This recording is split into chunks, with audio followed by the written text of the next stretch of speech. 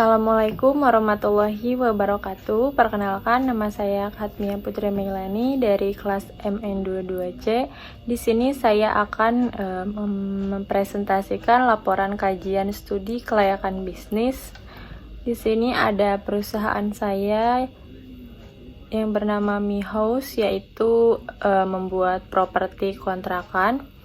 Dosen pengampunya ada Ibu Hapsari Prabanik Fadila SPD SMMM, dan disusun oleh saya sendiri Khatmia Putri Meilani dengan NIM 22416261201501546. Selanjutnya ini ada daftar isi yang sudah saya buat.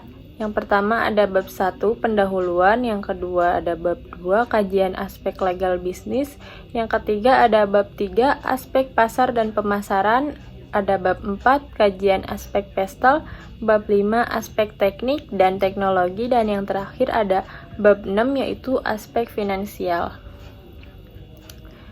Ada juga latar belakang dari kontrakan Mi House, yaitu bisnis kontrakan Mi House ini lahir dari kebutuhan pasar akan hunian yang terjangkau, nyaman, dan strategis.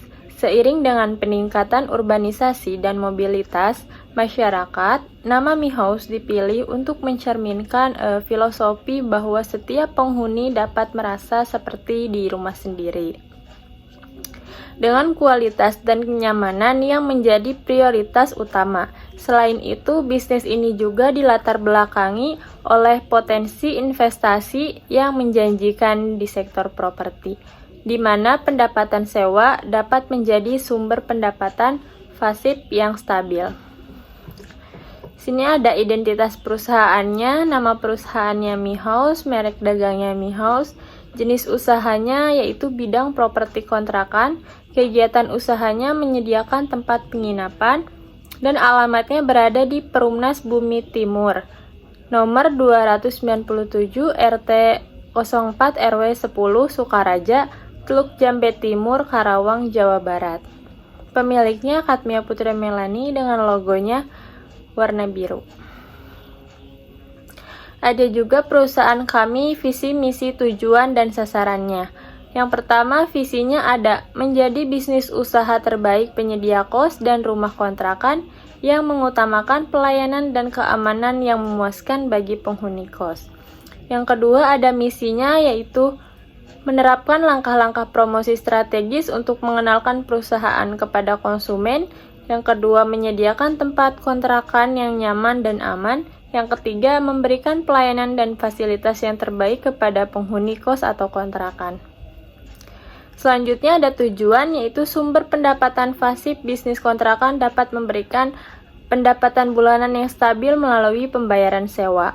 Nah, sasarannya yaitu individu yang membutuhkan tempat tinggal sementara. Kos-kosan dapat menjadi tempat tinggal sementara bagi mereka yang berasal dari luar daerah dan sedang menempuh pendidikan. Sini juga ada aspek legalitas atau surat-surat izin usaha yang dibangun. Ini ada surat izin usaha perdagangan, surat pengukuhan pengusaha kena pajak, ada surat izin tempat usaha, dan ada surat izin mendirikan bangunan. Sini juga ada modal yang dikeluarkan pada perusahaan Mi House. Nah, per modal harga saham per lembarnya, yang pertama ada modal dasarnya yaitu 1.201.289.000. Yang kedua ada modal ditempatkannya yaitu 600.644.500. Yang ketiga ada modal di store-nya yaitu 450.483.375. Selanjutnya ada jenis produknya, yaitu dalam bisnis kontrakan Mi House, berbagai produk dan layanan tambahan dapat meningkatkan kenyamanan penyewa, seperti paket sewa jangka panjang atau pendek, serta penyediaan furnitur lengkap, internet, dan layanan kebersihan, fasilitas keamanan 24 jam, perawatan rutin, serta paket utilitas seperti listrik dan air juga bisa ditawarkan untuk kenyamanan penyewa. Ada kapasitas usaha, yaitu bisnis kontrakan Mi House memiliki kapasitas usaha sebanyak 30 kamar, yang dirancang untuk memberikan pengalaman hunian yang nyaman dan eksklusif bagi penyewa. Dengan jumlah kamar yang terbatas, kami fokus pada kualitas layanan dan fasilitas, sehingga setiap penyewa dapat merasakan kenyamanan yang maksimal. Setiap kamar dilengkapi dengan fasilitas lengkap seperti perabotan, akses internet, dan layanan kebersihan. Di sini juga ada struktur organisasinya. Yang pertama ada pemilik atau ownernya yaitu Khatmia Putri Meilani. Ada manajernya yaitu Rizka Aulia dan ada bendaharanya Aditya Rahman. Pengurusnya yaitu Muhammad Farhan dan keamanannya oleh Asep Jamaluddin. Sini ada kajian aspek pasar dan pemasaran. Nah, di sini ada calon konsumennya yaitu dari PT Sinetsu, Universitas Buana Perjuangan, Universitas Singapura Bangsa, PT Saab Indonesia, dan PT Toyota.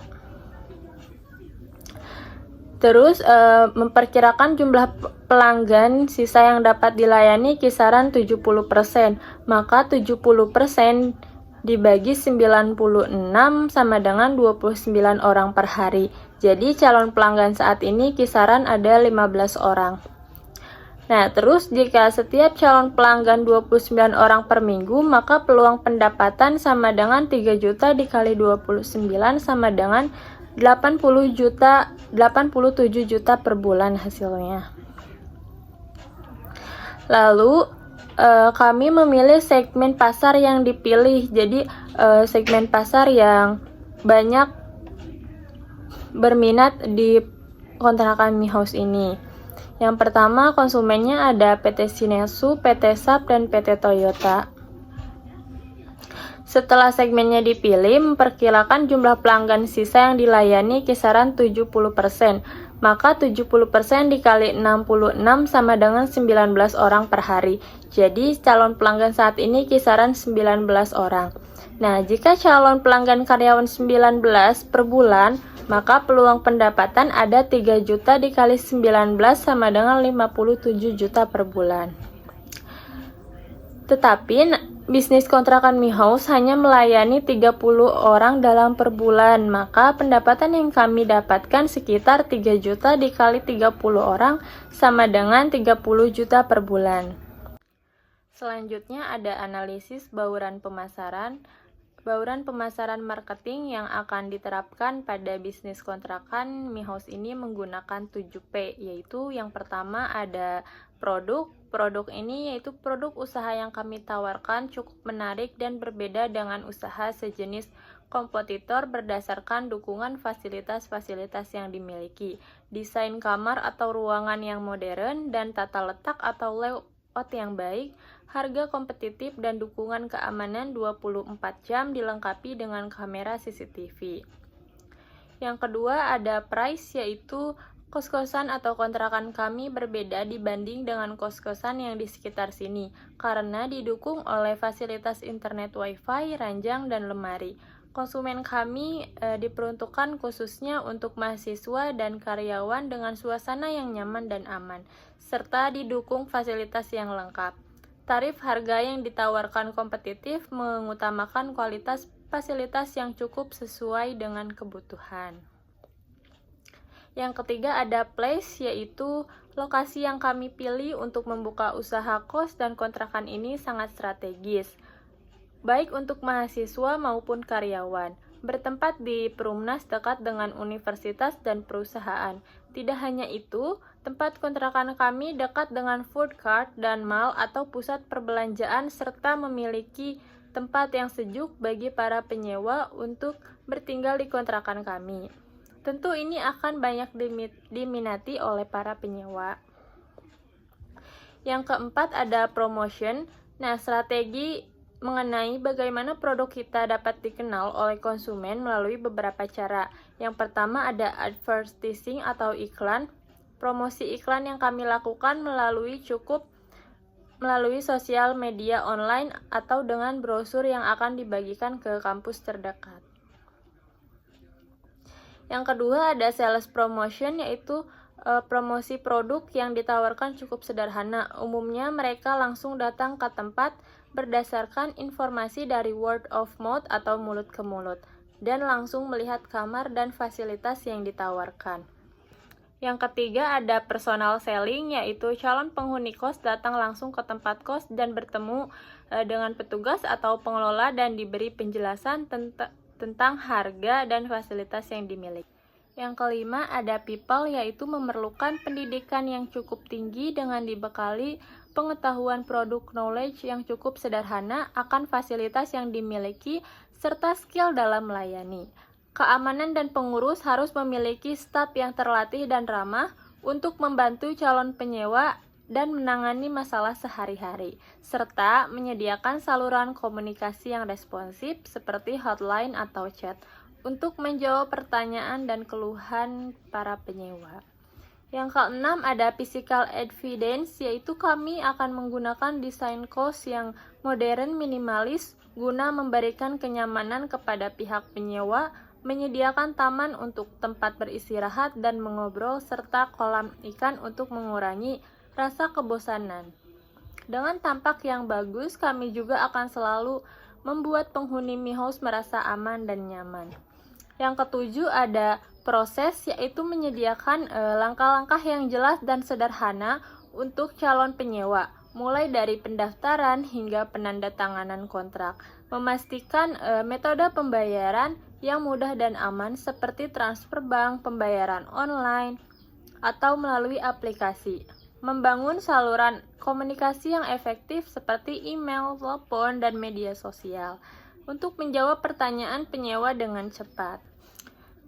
Selanjutnya di sini ada tabel aspek PESTEL, yaitu faktor PESTEL-nya ada politik, ekonomi, sosial, teknologi, lingkungan, dan hukum.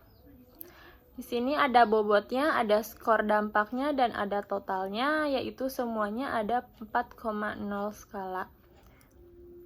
Nah, berdasarkan bobot dan skor dampaknya, politik, pengaruh moderat kebijakan pemerintah seperti peraturan sewa dan subsidi perumahan mempengaruhi pasar namun tidak sesuai faktor lain. Yang kedua ada ekonomi, 30%, skornya 5, nilainya ada 1,50. Pengaruh besar faktor ekonomi seperti daya beli masyarakat dan suku bunga sangat memengaruhi permintaan sewa. Krisis atau pertumbuhan ekonomi dapat mengubah pasar secara signifikan. Yang ketiga ada sosial, yaitu 15%, skornya 3, nilainya 0,45. Pengaruh moderat preferensi konsumen terhadap lokasi dan gaya hidup, misalnya urbanisasi atau hunian ramah lingkungan, mempengaruhi permintaan kontrakan. Yang keempat ada teknologinya 20%, skornya 4, nilainya 0,80. Yaitu pengaruh signifikan. Teknologi meningkatkan efisiensi operasional seperti penggunaan aplikasi untuk manajemen properti, pembayaran sewa, dan smart home yang menarik bagi penyewa. Yang kelima ada lingkungan, yaitu 15%, skornya 4, nilainya 0,60. Pengaruhnya signifikan. Isu lingkungannya seperti hunian ramah lingkungan dan efisiensi energi semakin diminati oleh penyewa yang peduli akan keberlanjutan. Yang keenam ada hukum, 10%, skornya 2, nilainya 0,20. Pengaruhnya rendah meskipun penting untuk mematuhi regulasi sewa dan pajak, dampaknya lebih kecil dibandingkan dengan faktor ekonomi atau teknologi. Di sini ada aspek teknik dan teknologi, yaitu pemilihan lokasinya, ada agen properti, ada akses transportasi, fasilitas umum, keamanan, dan iklim. Pemilihannya yaitu berada di Teluk Jambe Timur.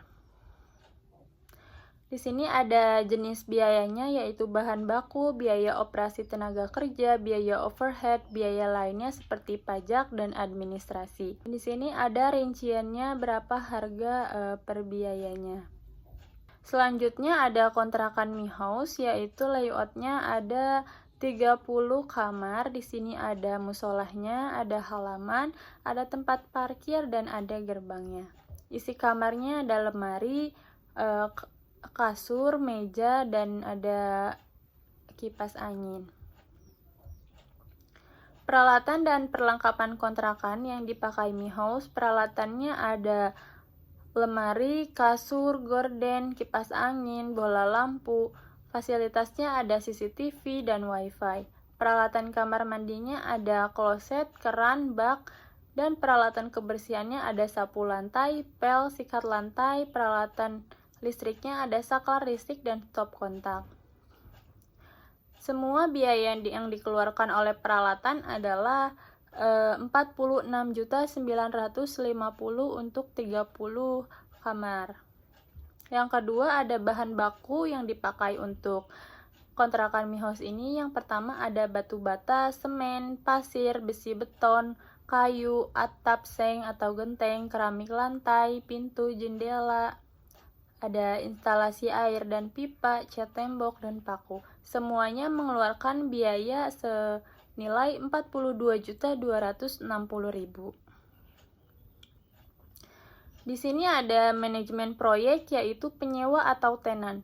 Penyewa adalah individu atau keluarga yang menyewa unit kontrakan untuk ditempati. Yang kedua ada pemasok atau supplier, yaitu perusahaan atau individu yang menyediakan bahan dan peralatan yang dibutuhkan untuk pemeliharaan atau perbaikan unit kontrakan, seperti peralatan kebersihan, bahan bangunan, dan furnitur. Nah, sistem teknologi yang akan digunakan yaitu untuk mendukung operasional usaha kontrakan yang direncanakan. Berbagai teknologi akan diterapkan guna meningkatkan kenyamanan penghuni dan efisiensi pengelolaan properti. Prioritas utama adalah keamanan, dengan pemasangan sistem CCTV di titik-titik strategis untuk memantau area kontrakan secara langsung oleh pengelola. Nah, selain itu, pengguna teknologi kunci elektronik atau smart lock akan memastikan akses pintu yang aman dan mudah di setiap unit kontrakan. Di sini ada flowchart atau alur prosesnya. Yang pertama pemasaran properti, yang kedua ada menanggapi pertanyaan dari penyewa, yang ketiga proses negosiasi dan perjanjian, yang keempat melayani selama masa sewa, yang kelima ada perawatan dan pemeliharaan properti, yang keenam pembayaran dan administrasi, yang ketujuh ada pelayanan saat akhir penyewaan, yang kedelapan penyerahan kunci kamar, yang kesembilan ada penyelesaian masalah dan konflik, yang kesepuluh ada peningkatan layanan, dan yang terakhir ada mengelola reputasi. Di sini ada modal usaha kontrakan Mi House. Yang pertama ada biaya prainvestasinya sebesar 10 juta dan ada biaya investasinya yaitu 78.655.000. Selain itu ada biaya operasionalnya yaitu biaya bahan baku sekitar 42.260.000, ada biaya operasi yaitu 85.750.000 dan ada biaya lainnya 30 juta. Totalnya ada 168.010.000. Selanjutnya ada cash flow, yaitu cash and flow of capital atau investasi. Penyusutannya yaitu investasi dibagi umur ekonomis, investasinya 1.200.289.000 dibagi 5, jadi sama dengan penyusutannya 240.257.800, sehingga estimasi laporan laba ruginya pendapatannya sekitar 1.080.000.000 rupiah. Biaya yang dikeluarkannya yaitu totalnya 168.010.000 dan penyusutannya 240.257.800. Jadi dijumlahkan yaitu hasilnya 480.267.800. Nah, laba sebelum pajaknya atau EBIT yaitu 671.732.200. Setelah itu pajaknya 50% dari 671.732.200 sama dengan 335.866.400. Jadi laba setelah pajaknya atau IT-nya sekitar 335.866.400. IT-nya ditambah penyusutan 240.257.000 jadi aliran kas bersihnya sekitar 576.124.200. Di sini ada tabel cash flow-nya selama umur ekonomis, yaitu dari tahun 2024 sampai tahun 2028 IT-nya bertambah sekitar 10 juta. Di sini dikalikan penyusutannya sama dengan prosennya sekitar semuanya 1.722.986.218. Sini ada analisis kelayakannya, yaitu break even point atau BEP. BEP-nya yaitu unit, total biaya dibagi harga per unit. Total biayanya 168.062.000 dibagi 3 juta sama dengan 56 unit. BEP atau rupiahnya sama dengan total biaya dibagi unit. Total biayanya 168.062.000 dibagi 52 unit sama dengan 3.179 rupiah. Nah, di sini ada payback periodnya dari tahun ke-1 sampai ke-5. Nah, dari perhitungan tabel di atas, maka dapat diartikan bahwa PP sama dengan 2 tahun ditambah 48.940.600 dibagi 576.324.200 rupiah dikalikan 12 bulan sama dengan 2 tahun ditambah 1,01 dan hasilnya PP-nya adalah 3,1 bulan atau 3 tahun 1 bulan. Di sini ada analisis kelayakannya. Yang ketiga ada ARR, yaitu rata-rata IT, total IT dibagi umur ekonomis. Total IT-nya ada 1.680.062.000 dibagi umur ekonomisnya yaitu 5, sama dengan 336.012.400. Rata-rata investasinya yaitu investasinya sebesar 1.200.289.000 dibagi 2, sama dengan 600.644.500. Jadi ARR-nya rata-rata IT dibagi rata-rata investasi, rata-rata IT-nya 336.012.400 rupiah dan rata-rata investasinya 600.644.500. Jadi ARR-nya hasilnya 55,9 atau dibulatkan menjadi 56%. Di sini ada NPP-nya. NPP-nya ini proset dikali DF 20% sama dengan VV of proset. NPP-nya jadi hasilnya 521.697.218. Nah, NPV yang ini dihasilkan yaitu positif atau baik, sehingga investasi akan menguntungkan. Yang kelima ada IRR-RR, Yang kelima ada IRR-RR. IRR sama dengan I1 ditambah NPP1 dibagi NPP1 dikurang NPP2 dikali I2 dikurang I1.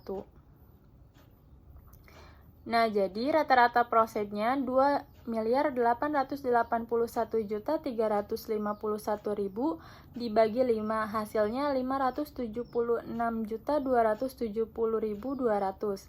Jadi perkiraan besarnya PP 1.200.986.218 dibagi 576.324.200, jadi hasilnya 2,843. Nah, DF-nya kita mengambil 39% dan 37%. Di sini ada perhitungan NPV dengan DF 39% dengan hasil total PV of proset-nya yaitu 1.192.802.034 rupiah. Nah, nilai MPP-nya yaitu dikurangi jadi 1.192.802.034 rupiah dikurang 1.200.289.000, jadi hasilnya 50.869.527 rupiah. Kemudian ada untuk DF 37%-nya. Total PV Frostednya ada 1.234.870.441.000. Yang ketujuh ini perbandingan antara NVV DF 39% dan DF 37%. Maka kita jumlahkan saja interpolasinya 37% dengan VIVA-nya 1.234.870.441 dengan PV-nya sama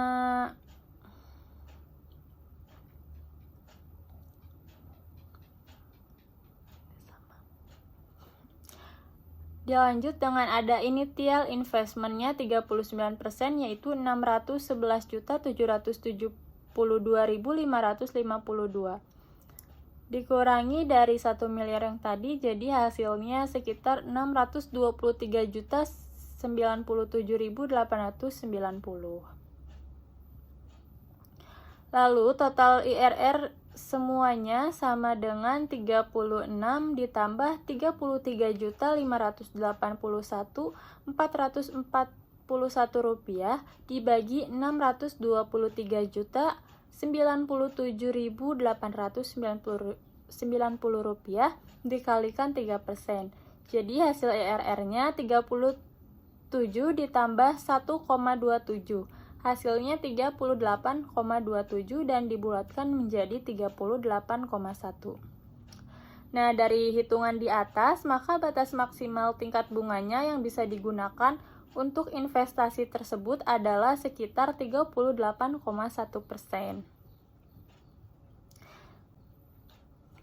Nah, yang ke-8 ada probabilitas indeks. Probabilitas indeks ini yaitu PI PV of Proceed dibagi PV of Outliers. Sama dengan PV of Proceed-nya 1.234.870.000 dan PV of Outliers-nya yaitu 1.200.289.000 dikali 1%, maka hasilnya 1,02 atau 250%. Jadi PI-nya 1,2. Nah, hasil perhitungan ini menunjukkan bahwa kas masuk lebih besar dibandingkan dengan kas keluar. PI lebih besar 1, maka rencana untuk membuka bisnis kontrakan ini dapat diterima. Nah, ini simpulan hasil kajian finansialnya. Yang nomor 1 ada payback period PP. Hasil pengukurannya yaitu 3,1 tahun dan rata-rata industrinya 5 tahun. Jadi keterangan ini layak atau baik. Yang kedua ada ARR yaitu 50. Hasil pengukurannya 56%. Nah, rata-rata industrinya 30%. Jadi keterangannya layak. Yang ketiga ada NPV-nya. Hasil pengukuran yang didapatkannya 521.697.218.000. Rata-rata industrinya 500 juta. Jadi keterangannya layak karena melebihi rata-rata industri. Yang keempat ada PI yaitu 1,2 hasil pengukurannya. Rata-rata industrinya 1,1 dan keterangannya baik atau layak. Yang kelima ada IRR-nya yaitu 36,1 dan rata-rata industrinya 24%. Jadi keterangannya juga baik. Nah, dari tabel di atas ini dapat disimpulkan bahwa rencana untuk membuka usaha kontrakan Mihos ini layak karena dari keseluruhan perhitungan kelayakan proyek semuanya baik. Yang selanjutnya ada kesimpulan dari materi yang saya sampaikan, yaitu yang pertama, aspek hukum sudah sesuai dengan peraturan yang berlaku di Indonesia dan sudah terpenuhi secara keseluruhan. Yang kedua, ada peluang pasar sudah baik dengan prospek perusahaan yang diprediksi akan tetap diminati oleh konsumen di masa depan. Yang ketiga, ada aspek sosial dan ekonomi mendukung pertumbuhan perusahaan. 4, ada aspek lingkungan sangat kondusif untuk perkembangan perusahaan. Yang kelima, ada aspek teknis sudah memenuhi persyaratan untuk operasional perusahaan. Segitu saja materi yang dapat saya sampaikan, kurang lebihnya mohon maaf. Terima kasih. Wassalamualaikum warahmatullahi wabarakatuh.